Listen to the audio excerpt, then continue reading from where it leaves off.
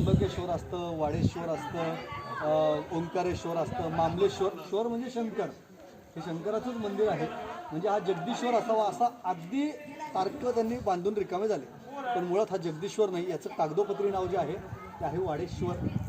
आणि मग तिथं जगदीश्वर का आलं? कारण प्रत्यक्ष शिलालेख कोरणारा हा शिवाजीराजेंना जगदीश्वर म्हणतो. हे लक्षात येतं का? गुरुजी इंदोरकरांच्या सांगण्याप्रमाणे तो कोरल्या गेला आहे. आणि जो कोण तो कोरक्या असणार आहे त्यांनी ते शिवाजीराजेंची उपाधी काय, तर हे जगदीश्वर. जगदीश्वर ही उपाधी फार मोठी नाही आहे. मुळात औरंगजेब स्वतःला काय लावायचं माहिती आहे ना? आलमगीर. आलमगीर म्हणजे जगज्जेता. मग जगज्जेता किंवा जगदीश्वर दोन्ही तसं जर पाहिलं तर एकच वाटतात आपल्याला. पण हे औरंगजेबाच्या ज्या काही लावलेल्या आहेत त्या स्वतःहून लावून घेतल्या आहेत आणि शिवाजीराजांना त्या प्रदान केल्या आहेत. लोकांच्या मनात ह्या सगळ्या गोष्टी आहेत. हा त्याच्यातला एक बेसिक फरक आहे. तर हे जगदीश्वर हे शिवाजीराजेंना संबोधून म्हटलं गेले आणि याचं नाव वाडेश्वर. ही गोष्ट स्पष्ट झालेली असेल. अनेक लोक म्हणतात की ही मशिदीसारखं बांधकाम का दिसते वगैरे वगैरे. त्याचं एक थोडक्यात फक्त 2 मिनिटात सांगतो की हे बांधकाम करणारी जी मंडळी होती, शिवाजीराजेंच्या बांधकाम खात्यात 18,000 कामगार काम करणार, प्रचंड संख्येने. पण त्याच्यामध्ये बहुसंख्य लोक मुस्लिम असल्यामुळे याच्यावरती इराणी शैलीचा प्रभाव आहे. यावरती जे काही लांबून अगदी कोणी पाहिलं तर तिथं मशीद आहे का असं खूपदा मला विचारलं लोकांनी. मी किमान 100 वेळा तर रायगडला आलो असेल. त्यावेळी मला अनेकदा असेच प्रश्न आलेत की तिकडे मशीद आहे का? तो मशीदीचा प्रकार नाही. ते वरच्या याला कुमुद असं म्हणतात. उलटं कमळ असं त्याला आपण म्हणतो आपल्या बोलीभाषेत. त्याला कुमुदाची जी शैली आहे ती इराणी शैली आहे. वरच्या बाजूनी ती अशी शैली इराणी शैली आहे. त्याचा प्रादुर्भाव इतक्या प्रमाणात झाला की भारतातली सर्वोत्कृष्ट वास्तू जी केल्या गेली ताजमहल ती पण इराणी शैलीत बांधली गेली. तदनंतर दक्षिणेत त्याचा प्रभाव इतका झाला की आज तुम्ही कुणाच्याही समाधीचं नाव घ्या माझ्यासमोर, मी सांगतो की त्या समाधीवरती इराणी शैली. शिवाजीराजांची समाधी कुठल्या शैलीत आहे? इराणी शैली. डोम नाही आहे ना आपल्याकडची पद्धत, पण ही डोमची जी शैली आलेली आहे ती इराणी शैली आहे. त्याचा आपल्याकडं खूप मोठ्या प्रमाणात प्रचार झाला. महाराजांची समाधी माणसांनी पण तसा प्रकार आपल्याला दिसून येतो. तिसरा एक महत्त्वाचा भाग मला आपल्याला स्पष्ट करायचा होता की राजधानी राजगडाहून रायगडला का आणली? फार मोठी शंका आहे ही सगळ्यांनाच. तर राजगडला माच्या खूप लांब लांब विस्तीर्ण गेलेल्या आहेत, खूप विस्तीर्ण आहेत, दूरदूर माच्या पसरलेल्या आहेत. पण माचीच्या 2 बाजूच्या तटबंदीमधलं अंतर अतिशय अल्प आहे, कमी अंतर आहे. या कमीत कमी अंतरामुळे तिथं काहीही चांगल्या प्रकारे प्रशासकीय गोष्टी होऊ शकत नाही. आणि एखादं जेव्हा युद्ध कौशल्याची गोष्ट येतो त्यावेळी तिथे थांबून चांगलं युद्ध करता येत नसतं, असं शिवाजीराजांच्या लक्षात आलं. शिवाय ती राजधानी पुण्याच्या अतिशय जवळ असल्यामुळे ज्यावेळी मिर्झा जयसिंग इकडे आला, मिर्झा राजे आपण म्हणतो, तो थेट राजगडच्या पायथ्यापर्यंत येऊ शकला.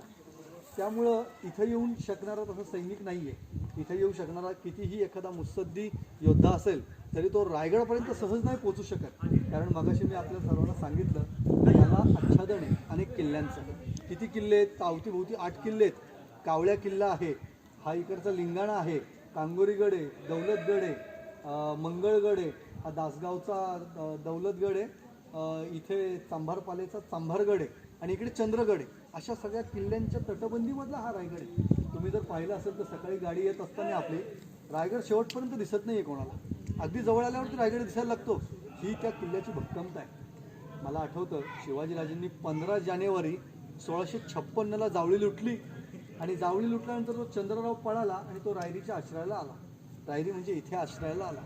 शिवाजीराजे अजिबात त्याच्या मागे पळालेले नाही. त्यांना माहिती हा कुठे जाणार आहे जाऊन. त्यांनी त्या जावळीची व्यवस्था उत्तम लावली आणि शिवाजीराजे 2 महिन्यांच्या नंतर मार्चमध्ये इथे आले. फर्स्ट हाफमध्ये आले, 15 तारखेच्या आतमध्ये इथे आले आणि मार्चमध्ये थोडंफार ऊन वगैरे यायला लागलं होतं.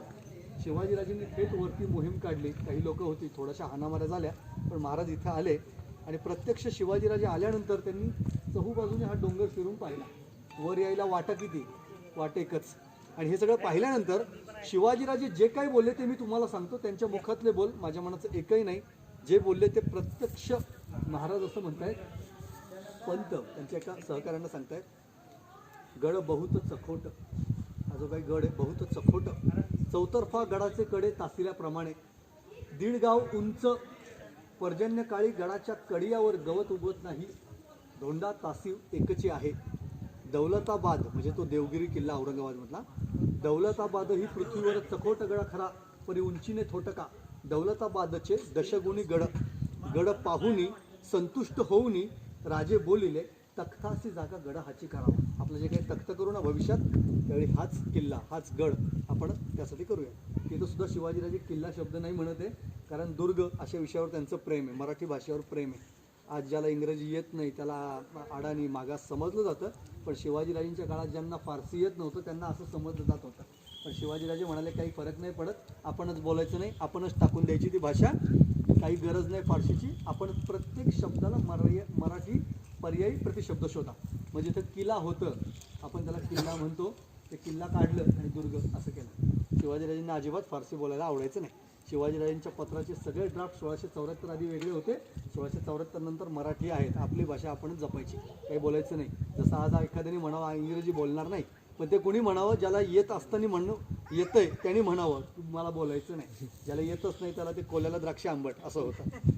तर एकंदरीत या किल्ल्याची नावं अनेक टप्प्यात बदलली. थोडं मी फास्ट घेतोय अगदी, आपल्याला निघायचं आहे म्हणून. याचं नाव होतं तनस, पहिलं नाव. नंतर आहे रासीवठा, नंतर याचं नाव आहे नंदादीप, नंतर याचं नाव आहे रायरी, नंतर याचं नाव आहे रायगिरी, आणि मग याचं नाव आहे रायगड. नंतर शिवाजीराजे जेव्हा आले तेव्हा याचं नाव रायगड झालेलं आहे.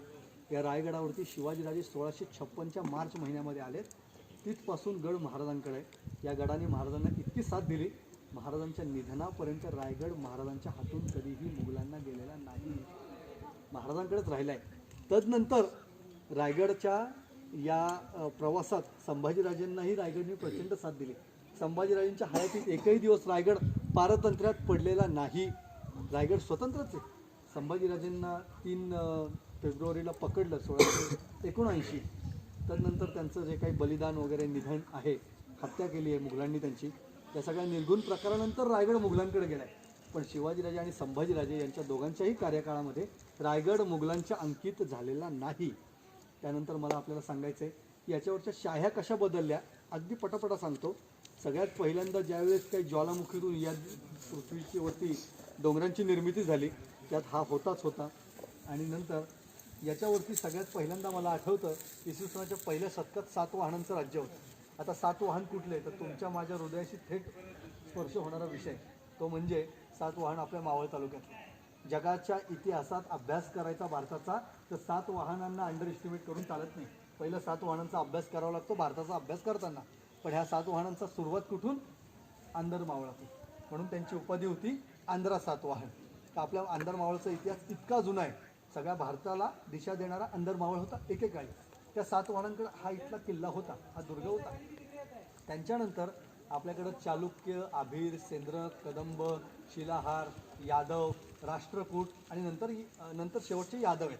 अशा अनेक राजसत्तांना आणल्या. कोणाकडे कधी होता सांगता येतं, आपल्याकडे तेवढा वेळ नाही, पळवत सांगतात. यादवांकडे जेव्हा हा दुर्ग होता, यादवांची सत्ता पहिले आपल्याकडे आले तुघलक, नंतर आले खिलजी आणि शेवटला होते लोधी. हे सुलतान आहेत तीनही. त्या लोधींचं युद्ध 1526ला झालं. लोधी हारले, बाबर जिंकला, दिल्लीला मुघल तख्त एस्टॅब्लिश झाले. आणि दिल्लीला मुघल तख्तीचं झालेलं असताना आपल्याकडे दक्षिणेत बहमनी सत्तांकडं हा रायगड गेलेला आहे.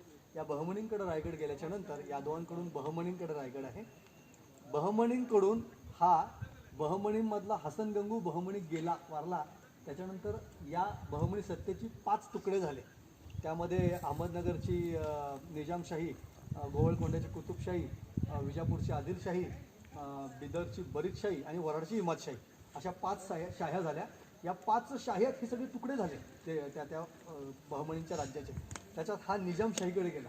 पण एक दिवस आदिलशहाने आणि मुघलांनी निजामशाही बुडवली, म्हणून रायगड निजामशाही म्हणून रायगड आदिलशाहीकडे गेला. आणि आदिलशाहीकडे गेल्याच्या नंतर रायगड शिवाजीराजेंनी 1656ला आदिलशाही घेतलेला आहे. तदनंतर शिवाजीराजांच्या निधनापर्यंत रायगडची महाराजांना साथ आहे. तदनंतर संभाजीराजांच्या शेवटापर्यंत रायगड मराठा राज्याकडे आहे. तदनंतर संभाजीराजांचं शेवट झालेला आहे, हृदयद्रावक शेवट आहे. आणि रायगड जिंकण्यासाठी औरंगजेबाने संभाजीराजांची हत्या केल्याच्या नंतर ज्याला पाठवलं त्याचं नाव आहे इतिकाद खान. त्याचा किताब होता जुल्फिकार खान बहादर. हा मुलगा होता असद खान वजीराचा, औरंगजेबाचा मामाच आहे असद खान. त्या वजीराचा हा मुलगा आहे इतिकाद खान. त्यांनी या रायगडला वेढा दिला. 6 महिने 8 महिने रायगड झुंजला, पण रायगड पडला. रायगडवरच्या कुठल्याही वास्तू त्या मुघल इतिकाद खानाने पाडल्या नाहीत. पण शिवाजीराजांच्या सिंहासनाविषयी मला खूप लोकांनी विचारलं की ते ब्रिटिशांनी नेलं का वगैरे वगैरे. तसा काही भाग नाही. रायगड पडलाय आपला. त्याची तारीख आहे 3 नोव्हेंबर 1679. संभाजीराजेंचं शेवट झालेलं आहे त्याच वर्षामध्ये आणि त्या वर्षाच्या शेवटाला रायगड समर्पित होतोय, म्हणजे रायगड हरतोय आणि मुघलांकडे तो जातोय. इतिकाद खानाने जेव्हा रायगड जिंकला त्यावेळेस प्रत्यक्ष 1 वर्ष इतिकाद खान इथं राहिला आहे. त्यावेळी सिंहासनाचं जे काही वाटोळं करायचं त्यांनी केलेलं आहे. इतिकाद खान 1 वर्ष रायगडावर. त्यानंतर त्यांनी शिवसिंग नावाच्या एका राजपूत सरदाराकडे हा किल्ला सोपवला आणि शिवाजीराजेंचा एकमेव जो काही मुलगा राहिला होता राजाराम महाराज, त्याला मारण्यासाठी तो जिंजीला गेला इथून औरंगजेबाच्या सांगण्यावर आणि तो तिकडे गेला आणि इथं रायगड त्यांनी शिवसिंग नावाच्या एका सरदारावरती सोपवलेला आहे. हा शिवसिंग जो सरदार आहे हा 17 वर्ष इथे राहिला आहे. औरंगजेब वारला 20 फेब्रुवारी 1707ला शिवसिंग इथून उत्तरेत कधी एकदा बादशाह मरतो मी निघून जातो असं त्याला झालं होतं, तर निघून गेला पटकन. 1707ला शिवसिंगांनी हा किल्ला राजपूतांनी इथल्या जंजिरेकर जो सिद्धी आहे सगळ्यांना माहिती आहे त्या सिद्धीकडे दिलं. सिद्धी जोहर वेगळा, जंजिरेकर सिद्धी वेगळा. या सिद्धीकडं त्यांनी हा दुर्ग दिलेला आहे आणि मला आठवतं 1707 पासून ते 5 जून 1733 पर्यंत हा रायगड मुघलांच्या अंकित आहे. 44 वर्ष मुघलांकडे पारतंत्र्यात पडलेला आहे. नंतर या रायगडाला फतेसिंग भोसले नावाचे शाहूंचे सरदार आहेत. शिवाजीराजेंचा नातू आणि संभाजीराजेंचे सुपुत्र शाहू, ज्यांची भोपाळला मुक्तता झाली मध्य प्रदेशात औरंगजेबाच्या निधनाच्या नंतर, आणि ते इथं आले आणि त्यांनी स्वतःचं राज्य निर्माण केलं, सातारची गादी. त्यांनी त्यांचा एक सरदार इथे पाठवला आहे. 5 जून 1733ला त्यांनी येऊन रायगड जिंकला आहे आणि रायगड जिंकल्याच्या नंतर त्याचं एकंदरीत जे काही म्हणणं आहे त्यामध्ये शिवाजीराजेंचं नाही आहे. त्याच्यामध्ये इथल्या ज्या काही संपत्तीच्या गोष्टी आहेत त्या नाही आहे. इथं ज्या काही होती त्या गोष्टी इथं काही नाही आहे. इथं सगळं मुघलांनी वाहून नेलेलं आहे त्यावेळी. मात्र मुघलांनी काही पाडलेलं नाही आहे, ही मात्र गोष्ट मला सांगायची आहे. मी काही मुघल प्रेमी नाही, पण जी वस्तुस्थिती आहे तो वस्तुनिष्ठ इतिहास आहे तो तुम्हाला सांगितला पाहिजे. त्याच्यात काही रचनात्मक बदल नाही आहे. पण एक गोष्ट मात्र घडली की ब्रिटिशांना हा दुर्ग आपल्या कधीच वाटण्याचं कारण नव्हतं. त्यामुळे त्यांनी काय करावं, ज्यावेळी प्रत्यक्षपणे 1818 साल आलं आणि संपूर्ण हिंदुस्थान आज आम्ही जिंकला असं जेव्हा ब्रिटिश म्हणतायत, त्याची तारीख आहे 10 मे. ते त्या दिवशी का म्हणतायत त्याचं कारण रिचर्ड टेम्पल असं ब्रिटिशच लिहितोय.